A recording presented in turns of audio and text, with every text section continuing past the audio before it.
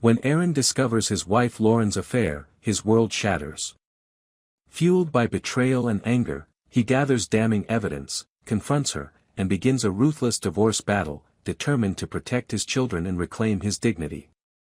But just as he starts piecing his life back together, a tragic accident forces him to face the complexities of love, loss, and forgiveness. Torn between grief and unresolved anger, Aaron must navigate a new reality where the past looms large and the future feels uncertain.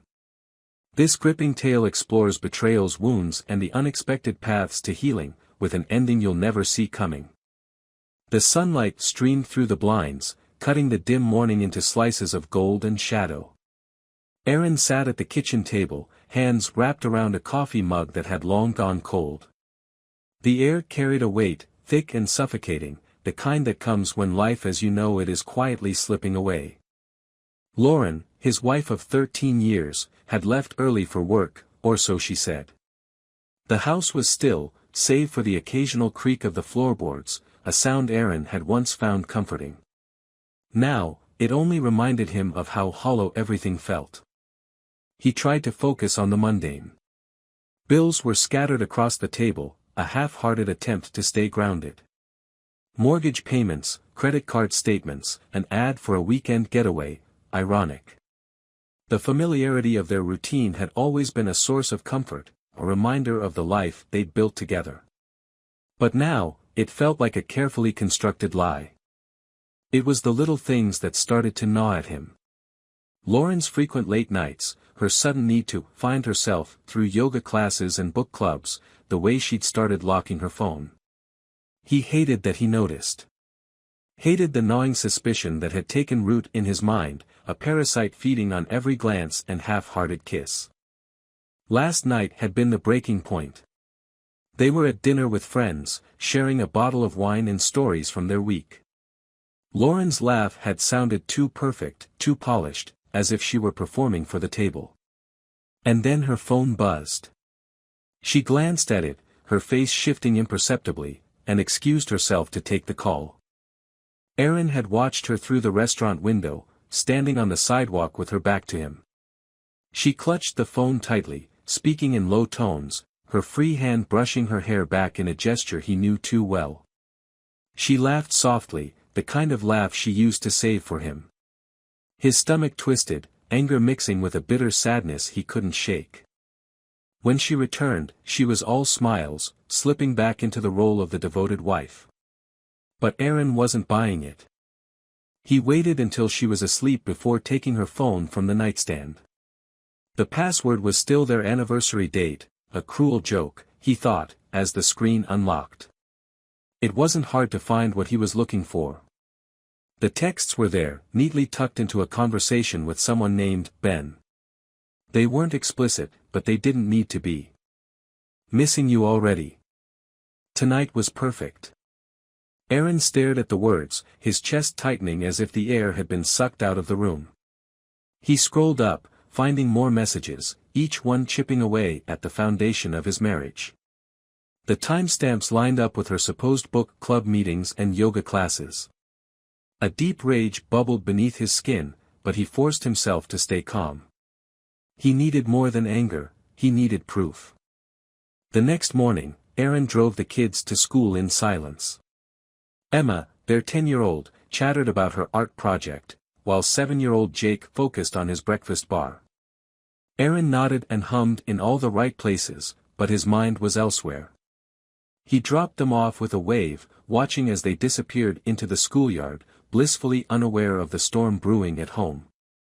He spent the day gathering his thoughts, combing through credit card statements and Lauren's email account. It wasn't difficult, they'd always shared passwords, a sign of trust, or so he thought. What he found only confirmed his suspicions. Hotel bookings, restaurant charges, even a jewelry store receipt for a purchase he hadn't been the recipient of. It was all there, laid out in cold, hard numbers. By the time Lauren came home that evening, Aaron had already made up his mind. He didn't confront her immediately. Instead, he watched her move around the kitchen, humming softly as she poured herself a glass of wine. She smiled at him, the same smile that used to light up his world, and for a moment, he almost believed it. Almost. The tension in the air was palpable, but Lauren seemed oblivious. Or maybe she just didn't care. Aaron waited until the kids were in bed before placing the manila envelope on the coffee table. He sat on the couch, arms crossed, and gestured for her to sit across from him. "What's this?" she asked, her voice light but wary. "Open it," Aaron replied, his tone colder than he intended. Lauren hesitated, then picked up the envelope. Her hands shook slightly as she pulled out the photos and documents. Her eyes widened, her face draining of color as she flipped through the evidence. She opened her mouth to speak, but no words came out. "You've been busy," Aaron said, his voice dripping with sarcasm. "Yoga, book clubs, work trips. You've really been putting in the effort." "Aaron, Don't," he interrupted, his voice sharp. "Don't you dare try to explain this away." Lauren's eyes filled with tears, but Aaron felt no sympathy. He'd given her everything, his trust, his love, their life together, and she'd thrown it away. "I want you to pack your things and leave," he said, standing up. "You can stay with Ben or whoever else you've been seeing. But you don't belong here anymore." Lauren stared at him, her mouth opening and closing as if she were trying to find the right words.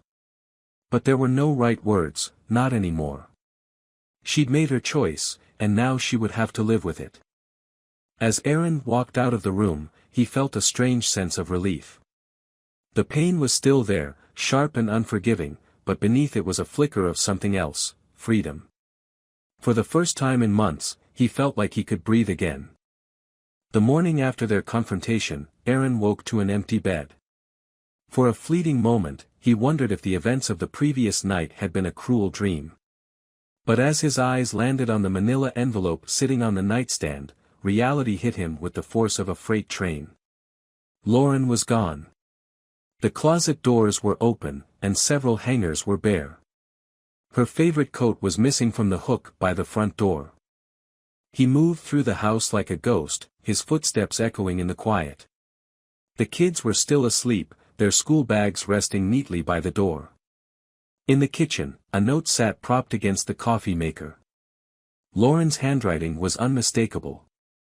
"Aaron, I'll stay at a hotel for a few days. I need time to figure things out. Please take care of Emma and Jake. I'll call you soon to talk. I'm sorry. Sorry." The word felt hollow, meaningless. Aaron crumpled the note and tossed it into the trash. He wasn't ready to forgive, and he wasn't even sure if he ever could. For the next few days, life moved on in a strange, surreal way. Aaron dropped the kids off at school, went to work, and tried to pretend everything was normal. But inside, he was unraveling. Nights were the hardest. The silence of the house was deafening, a constant reminder of the life that had fallen apart.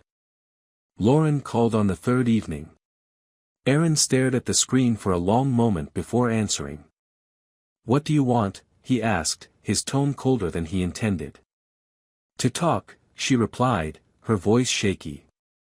"About everything. About the kids, us." "There's no us, Lauren," Aaron snapped. "Not anymore." There was a long pause on the other end of the line. When Lauren finally spoke, her voice was barely a whisper. "I made a mistake." Aaron laughed bitterly. "A mistake? That's what you call it? A mistake is forgetting to pick up milk on the way home. Sleeping with someone else, lying to your husband for months, that's not a mistake, Lauren. That's a choice." "I didn't mean for it to happen," she said, her voice cracking. "I wasn't happy, Aaron. I felt lost. Ben made me feel seen again." "Seen?" Aaron's grip tightened on the phone. "You think that excuses what you've done? You think I didn't notice when you started pulling away? When you started locking your phone, coming home late, lying about where you were? You didn't feel seen because you didn't want to be seen." "Aaron, please. "I've heard enough," he said, cutting her off. "I'll figure out the custody arrangements. But don't expect anything from me." He ended the call, his hands trembling as he set the phone down. The anger in his chest burned like a wildfire, consuming every thought, every emotion. He wanted to scream, to punch something, to make her feel the pain she'd inflicted on him. But instead, he sat in the dark, letting the weight of it all settle over him. A week later, Aaron found himself sitting across from his lawyer, a sharp-eyed woman named Diana who came highly recommended. She flipped through the documents Aaron had brought, her expression unreadable. "This is good," she said, tapping the photos and financial records he'd collected. "Clear evidence of infidelity. It'll work in your favor during the divorce proceedings." Aaron nodded, though the word divorce still felt foreign and heavy in his mind. "I just want to make sure the kids are taken care of." "They will be," Diana assured him. "Judges don't look kindly on parents who prioritize affairs over their families. With this evidence, it's highly likely you'll get primary custody. Lauren will have to fight hard to overturn it." Aaron exhaled slowly, relief mingling with the lingering bitterness in his chest. "What about the house? The finances?" "We'll push for you to keep the house," Diana said. "As for the finances, that depends on how much she's contributed and whether she's willing to negotiate. But given the circumstances, I'd say you're in a strong position." Strong. The word echoed in Aaron's mind. For the first time since everything fell apart, he felt a flicker of hope. Maybe he could rebuild, piece by painful piece. That evening, Aaron picked up Emma and Jake from school. Emma climbed into the front seat, her sketchbook clutched tightly in her hands. Jake chattered excitedly about a new science project, his words tumbling over each other in his excitement. Aaron forced himself to smile, to focus on their voices instead of the storm raging inside him. "Can we have pizza tonight?" Jake asked, his eyes lighting up. "Please, Dad." Aaron chuckled. "Sure. But only if you promise to eat some vegetables with it." "Deal." Jake grinned, and Emma rolled her eyes in mock exasperation. At home, Aaron set up a movie night for the kids, piling the couch with blankets and pillows. For a few hours, the house felt warm again, filled with laughter and the scent of pepperoni pizza. But when the kids were asleep, the emptiness crept back in. He poured himself a glass of whiskey and sat on the back porch, staring up at the stars. The anger had dulled to a simmer, replaced by a deep, aching sadness. He thought of the life he'd built with Lauren, the memories they'd shared, the plans they'd made. It was hard to reconcile the woman he'd loved with the one who had betrayed him.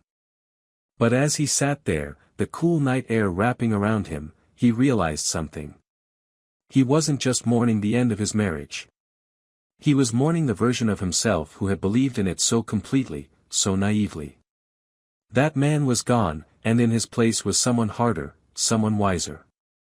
Aaron drained his glass and set it on the table. The road ahead would be long, and it wouldn't be easy. But for the sake of his kids, for the sake of himself, he was determined to keep moving forward. One step at a time. The days bled into weeks, and Aaron began to find a rhythm in the chaos. Mornings were filled with the rush of getting Emma and Jake off to school, and evenings became a mix of homework, meals, and bedtime stories. The stillness that once haunted him after the kids were asleep now served as a reminder of his resolve. He was rebuilding, bit by bit, even if the cracks in his foundation were still visible. Lauren had stayed away, as Aaron had requested, but her absence was a double-edged sword. While he appreciated the space, the logistics of divorce were unavoidable. Her lawyer had reached out with a counteroffer, shared custody, a claim to the house, and a portion of his savings. Aaron nearly laughed at the audacity of it all. Sitting in Diana's office, he tossed the document onto the desk with more force than necessary. "She wants the house. After everything she's done." Diana raised an eyebrow, scanning the papers. "This isn't uncommon, Aaron. She'll push for more than she deserves, hoping you'll meet her somewhere in the middle. I'm not giving her the house, Aaron said firmly. The kids need stability. And why should she get anything after? He stopped himself, the anger bubbling too close to the surface. I understand, Diana said, her voice steady and calm. And we'll fight for that. But remember, this isn't just about what's fair. It's about what we can prove. The evidence you gathered strengthens your case, but courts also consider emotional appeals. If Lauren claims she needs the house for the kids' well-being, it could complicate things. Aaron ran a hand through his hair, the frustration mounting. So what do we do? We negotiate, Diana replied. We'll counter with a firm stance on the house and primary custody. If she wants a fight, we're ready. That evening, as Aaron prepared dinner, his phone buzzed on the counter. He glanced at the screen, his stomach knotting at the sight of Lauren's name. He hesitated, then answered. Aaron, Lauren began, her voice cautious.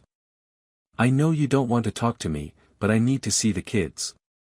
You could have asked me directly instead of going through your lawyer, Aaron replied, his tone clipped. I didn't think you'd listen, she admitted. Aaron exhaled sharply. You can see them. But it's going to be on my terms. Thank you, she said softly. I miss them. He wanted to snap at her, to ask if she missed them while she was sneaking off with Ben, but he held his tongue. This wasn't about him. It was about Emma and Jake. Tomorrow after school, Aaron said. You can pick them up and bring them back by dinner. Okay, Lauren agreed. I appreciate it. Aaron ended the call without another word. The next day, Aaron braced himself as Lauren's car pulled into the driveway. She stepped out hesitantly, her eyes scanning the house as if she were trying to measure the damage she'd done. Emma and Jake burst out of the front door, their excitement momentarily easing the tension. Lauren knelt down, wrapping them in a tight hug. Aaron stayed back, watching from the porch. She looked different, her usual confidence was replaced with an almost fragile uncertainty. For a brief moment, he felt a pang of sympathy, but it was quickly overridden by the memory of the betrayal. You have them back by 6, he said flatly, his tone leaving no room for negotiation. Lauren nodded, her expression a mix of gratitude and sadness. I will. As they drove off, Aaron felt the weight of the silence settle over him again. He went back inside, trying to distract himself with work, but his mind kept drifting. How could she have done this to them? To him? When Lauren returned with the kids that evening, Aaron could see the tension in her shoulders. She lingered at the doorway after Emma and Jake ran inside, her eyes meeting his. Thank you for letting me see them, she said quietly. Aaron crossed his arms. Don't mistake this for forgiveness, Lauren. I'm doing this for them, not you. I know, she said, her voice barely above a whisper. But I'm still grateful. She left without another word, and Aaron closed the door behind her. The interaction left him feeling more unsettled than he cared to admit. He didn't want to soften toward her, didn't want to feel anything but anger. But no matter how hard he tried, the remnants of their life together lingered like a phantom, refusing to be exorcised. A week later, Aaron was sorting through the garage when he stumbled upon an old photo album. He sat down on the cold concrete floor, flipping through the pages.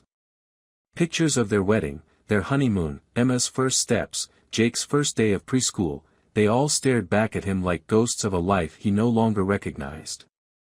He paused on a photo of him and Lauren, taken on their 10th anniversary. They were sitting on a beach, smiling, their faces sun-kissed and carefree. Aaron barely recognized the man in the picture. He was younger, lighter, unburdened by the weight of betrayal. A knock on the door startled him, and he quickly closed the album. Standing, he opened the door to find his neighbor, Ben, standing awkwardly. Hey, Aaron, Ben said, rubbing the back of his neck. I heard about everything. Just wanted to say I'm sorry. Aaron stared at him for a moment, the words sinking in. You knew. Ben looked away, guilt etched across his face. Not at first. But when I found out, I didn't know how to tell you. Aaron clenched his fists, his anger flaring. You didn't think I deserved to know. I thought it wasn't my place, Ben admitted. But I was wrong. You didn't deserve this. Aaron took a deep breath, trying to steady himself. No, I didn't. But thanks for finally saying something. As Ben left, Aaron stood in the doorway, his thoughts swirling. It wasn't just Lauren who had betrayed him, it was the people who had stayed silent, who had let it happen. But as the anger surged, so did his determination. He wouldn't let this define him. He wouldn't let it break him. Turning back to the garage, Aaron picked up the photo album and carried it inside. He wasn't sure what the future held, but he knew one thing for certain, he wouldn't let the past control him any longer. The days grew colder as fall settled in, the crisp air carrying the scent of decaying leaves. Aaron had begun to find some semblance of stability. The house was quieter now, save for the laughter of Emma and Jake. He told himself that this was enough, that the pain Lauren had caused was finally starting to fade. But life, as he'd learned, rarely unfolded the way you planned. It was a Friday evening when the phone rang. Aaron had just finished putting Jake to bed, his son's small arms wrapped tightly around his neck in a sleepy embrace. Emma was still awake, curled up on the couch with a book. Aaron smiled at the sight, thinking that, despite everything, his children were his anchor. He picked up the phone, expecting the usual call from Lauren asking about the kids. But it wasn't her voice that greeted him. Is this Aaron Sanders? A somber voice asked. Yes, Aaron replied, his brow furrowing. This is Officer Garcia with the state police. I'm sorry to inform you, but there's been an accident. Aaron's stomach dropped. An accident? What kind of accident? There's no easy way to say this, sir. Your ex-wife, Lauren, was involved in a car crash this evening. Her vehicle collided head-on with a truck on Route 16. She didn't survive. The words hit him like a punch to the gut.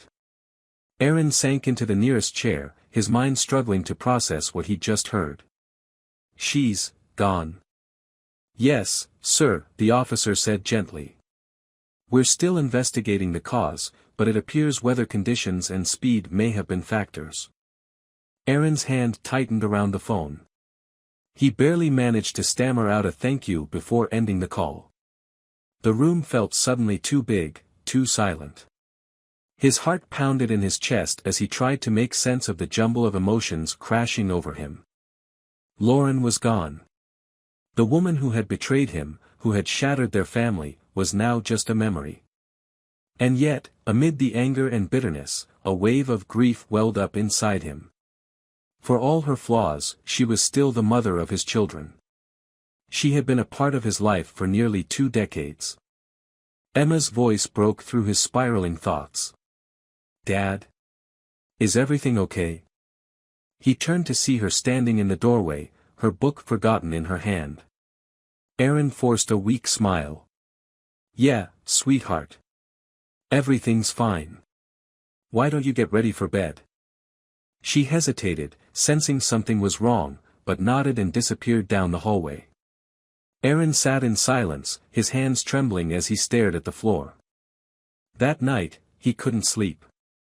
Memories of Lauren swirled in his mind, the good, the bad, and everything in between. He thought of their first date, the way she laughed when he tripped over his words trying to impress her.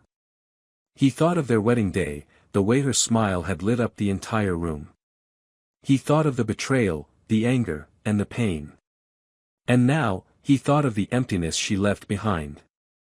The next morning, Aaron woke to the sound of Emma and Jake laughing in the kitchen. He forced himself out of bed, knowing he needed to tell them. They deserved to know, no matter how much it would hurt.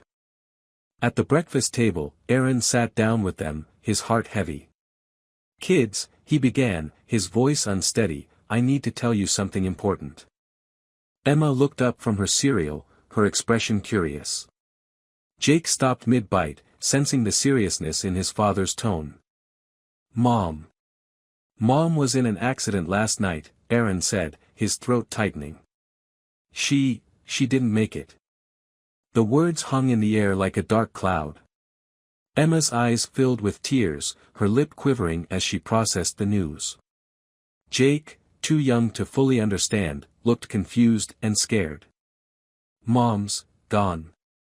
Emma whispered. Aaron nodded, his own tears threatening to spill. I'm so sorry, sweetheart. Emma burst into sobs, and Aaron pulled her into his arms, holding her tightly as she cried. Jake crawled into his lap, clutching him like a lifeline. In that moment, Aaron realized the full weight of what had been lost, not just Lauren, but the chance for closure, for understanding, for healing. The days that followed were a blur of phone calls, arrangements, and grief. Aaron tried to stay strong for Emma and Jake, but the sadness was relentless. The funeral was small, attended by a handful of Lauren's family and friends. As Aaron stood by the grave, Emma clutching one hand and Jake the other, he felt an overwhelming sense of finality. This was the end of their story. Months passed, and life continued, as it always does. But the pain lingered, a quiet ache that refused to fade. Aaron found solace in his children, in their laughter and resilience. They were his reason to keep moving forward, even when the weight of the past threatened to pull him under. One evening, as Aaron tucked Jake into bed, his son looked up at him with wide, innocent eyes. Dad, do you think Mom misses us? Aaron's throat tightened. He brushed a hand through Jake's hair and forced a smile. I think she does, buddy. And I think she wants us to remember how much she loved us. Jake nodded, satisfied with the answer, and closed his eyes. Aaron sat by his side for a long time, the room quiet except for the sound of his son's steady breathing. Later, as he sat alone in the living room, Aaron stared at an old photo of their family. He traced Lauren's smile with his finger, a single tear slipping down his cheek. For all the pain and betrayal, she had still been a part of him. And in some small way, she always would be. Life doesn't always offer neat endings or perfect resolutions. Sometimes, it's just about finding a way to keep going, one step at a time. And that's exactly what Aaron did, carrying the weight of the past while holding tightly to the promise of the future.